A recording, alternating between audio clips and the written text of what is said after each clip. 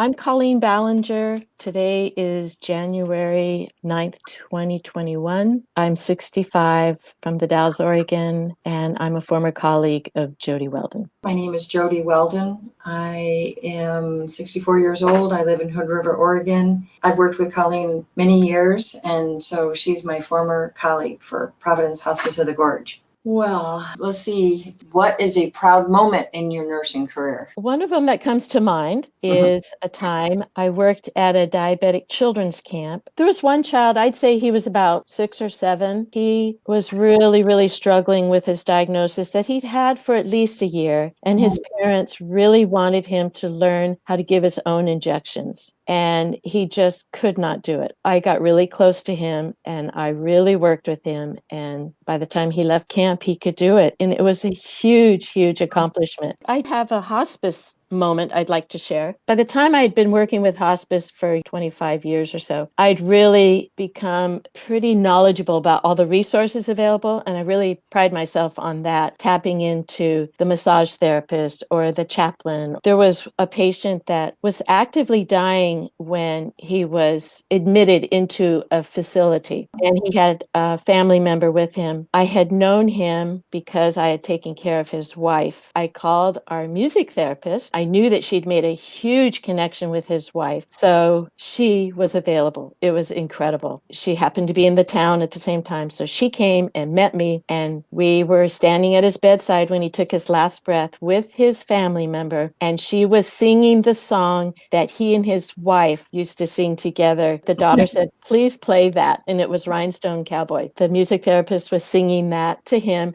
as he took his last breath. I was really proud of our team for that. Well, I want to ask you this one. How did you become involved in the children's grief support groups? Early on in my hospice work, I had a family that the night the father died, I was with them, and there were 4 children in the home, and I felt really unprepared to help them with that. There was a 5-year-old we couldn't find, and I found her in a closet. I just crawled into the closet with her, and I reached out into her bedroom for a book. And the book was Hungry Caterpillar, which is a book about the cycles of life. And that inspired me to look into what kind of training I could get. I went to a 3-day training at the Summer Institute at the Dougie Center, and hospice totally supported me. I had a group in the Dalles and a group in Hood River for children. You worked so hard. I trained the volunteers. Yeah. And then I had 2 groups going every week, one on Wednesday night, one on Thursday night. While the children were meeting, the parents were meeting. One of the first kids that came through kind of caught me off guard because he came in and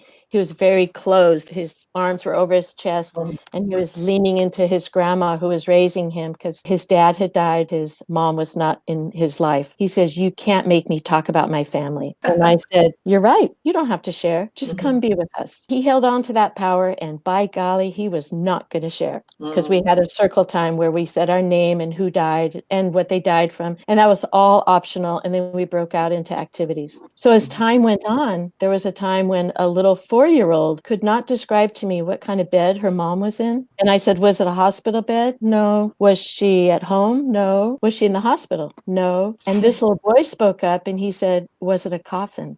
And she said, "Yes." Then he started speaking for the kids who had a hard time speaking, still not telling his story. Well, we have an activity called musical chairs, but it's a little different. There's plenty of chairs for everybody, but when the music stops, there's a stuffed animal on one of the chairs. And if you land on that chair, you get to answer a question. There were questions like, where were you when the person died? And, if you could ask them one thing, what would it be? Or if you could say one more thing, or what was their favorite color? Anyway, he landed on the stuffed animal and told his story. Every time the music stopped, he started running for that chair. And as the kids watched him, if they landed on it, they gave it to him so he could talk. And I didn't have to coordinate any of that. The kids all did it themselves. It was so beautiful. Oh, and you know what? I just thought of something else. I also had 2 grief camps, 2 summers in a row. One story really sticks out with me about that too is one kid didn't want to come because he told his mom